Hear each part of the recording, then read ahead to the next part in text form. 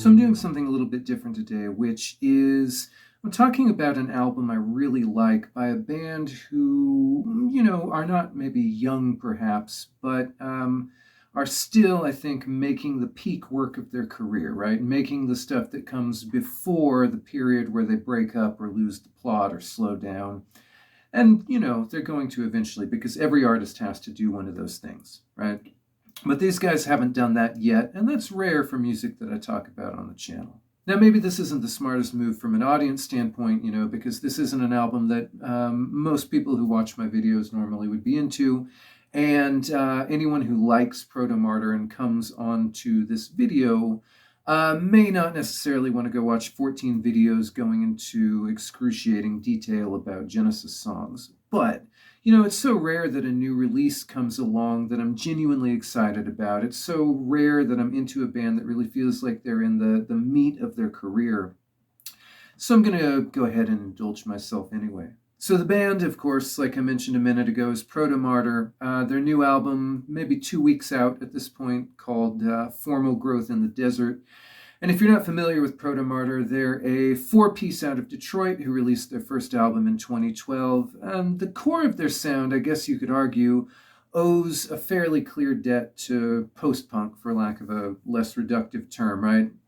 The lead singer, Joe Casey, in their earlier days, had this very kind of dense, allusive, ranting, free associative kind of style, which often made people think of Mark E. Smith from The Fall. Although since then he's incorporated a greater amount of melody into what he does in ways that maybe makes people think a bit of early Nick Cave, say. The Nick Cave comparison might also be appropriate in the ways that he really kind of acts as much as a writer as he does a singer or a lyricist, right? He's clearly someone who reads a great deal. He incorporates literary elements into what he does, references to things like existentialism, Greek philosophy, mythology. He really strives, I think, to have a distinct voice as a lyricist, actually has the intelligence and the creativity and the erudition to know how to do that.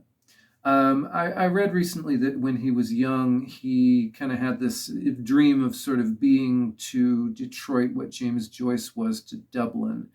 And that actually feels like a plausible goal for what he's doing in a way. Instrumentally, it's not hard to see the influence of classic post-punk. The rhythm section of Alex Leonard and Scott Davidson has the kind of skittery, hypnotic restlessness of something like Public Image Limited or Joy Division, or, the mini bands who've taken influence from that style. Guitarist Greg Ahey alternates clean and distorted playing and uses kind of creative or unusual chord sequences, smart melodies in ways you could maybe compare to Fugazi or, the mini bands influenced by Fugazi. He's never show-offy in a math rock kind of way, but he's also never predictable or standard, and is really someone who can use the loud, soft, dynamic, and creative and skillful ways. A few months ago, I did a video on stylistic recycling that asked the question, is music dead? Because so much of modern music is a minor development or a variation on something from 20 or 30 years ago.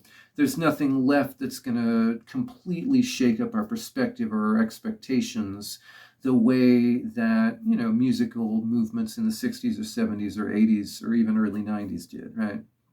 To be clear, I don't think there's much in Protomartyr's kind of sound and pool of stylistic traits that couldn't theoretically have existed at any point since maybe 1985, other than perhaps a band of their stylistic and commercial obscurity having access to really good high-quality production, which is something that'll come into more in a bit. But they do it remarkably well, right? They're one of those bands where every member has a distinct style, every member has a creative perspective on the use of his instrument, even relative to the fact of existing within a clear stylistic tradition. And they're one of those bands where replacing any member would obviously drastically alter the nature of what they do. And I guess the obvious counter to the concern that I expressed in the Is Music Dead video, the obvious counter to that is that if art is a vehicle for fine-grained individual expression, for feeling the particular flavor and nuance of an individual's inner life and their view on the world. And of course, that is something I think, right? All my values and interests are predicated on that belief. And if people are infinite in their variety, then it would follow that art itself is infinite in its variety and expressive capacity, or should be. And counter to the pessimism that I expressed in that video, Protomartyr are a band who have given me hope in that regard by taking elements which have been mostly available for longer than I've been alive, and without necessarily radically reinventing them, still making something which feels vital and important and meaningful and current. Now, on this particular album, the basic style that I just described has been significantly expanded in terms of its sonic palette. You know, they're overlaying the songs with keyboards, drones, clean reverbed guitar, pedal steel. They've been heading somewhat in that direction for their last few albums, with a gradually expanded range of sounds, but now that expanded palette is saturating every part of the album. He said it's influenced by his work in film scoring. And it's a natural progression, I think, because Casey's lyrics are cinematic and full of arresting and vivid and memorable images.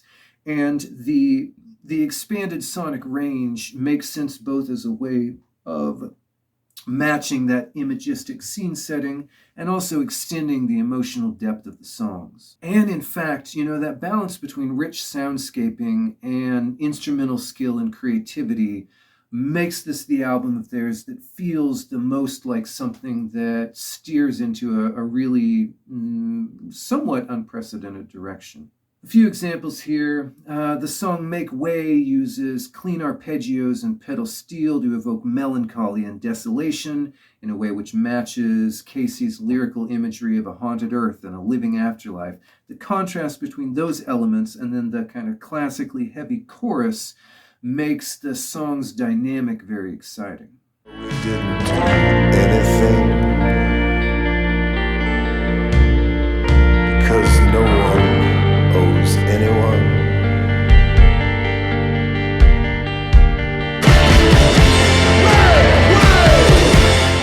The song Fun in High School evokes the decay of wasted youth and dissolute adulthood by backgrounding the guitar textures in favor of an almost industrial-sounding synth drone over a live and active rhythmic foundation. Remember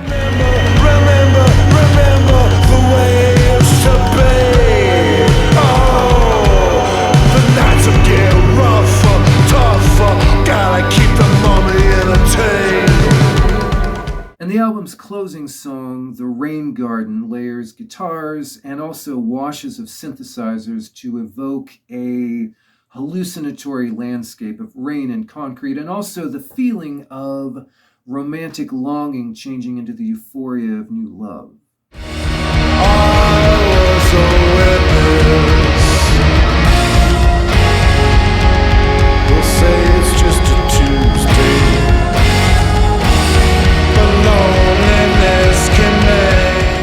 Now, I've talked about the significance of all the members, but for me, Joe Casey's voice and lyrics are the soul of Protomartyr, if that's not too cheesy a way to put it, right? I want to talk about an example of that struck me while I was getting to know this album. The lyrical content here is influenced in a couple places by the death of his mother. There's one song where he talks about being in a room where she was, feeling sadness and depression rising inside himself, but knowing she wouldn't have wanted him to feel that way, trying to allow the optimism of her perspective to displace the bleakness of his own, right? With some uncertainty about whether or not he'll really be able to. And the title of the song is Graft versus Host, right? Using that metaphor of grafting her more joyful viewpoint atop his habitually pessimistic and sad one, if I'm understanding it correctly. I hope I am. And, you know, the threat of the possibility of rejection of that graft by, like, the host of his own kind of native psyche.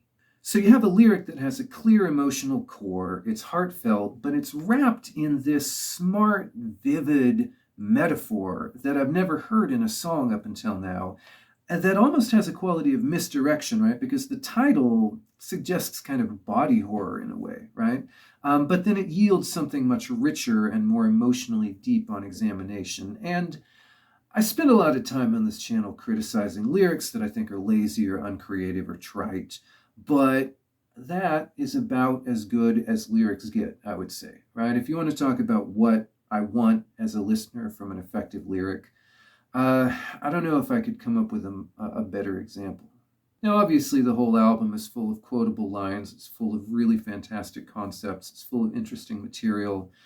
But, that particular instance, I think, sums up everything that I appreciate about what he's doing here. So, if you're interested in a recent release that gives me personally hope for the future of music in particular and for the future of human creativity in general, if that's not too over the top a way to say it, this would be my recommendation. Once again, Formal Growth in the Desert, new album from Protomartyr. I didn't say this at the top, but I'm Hans from Electric Brain, Electric Shadow.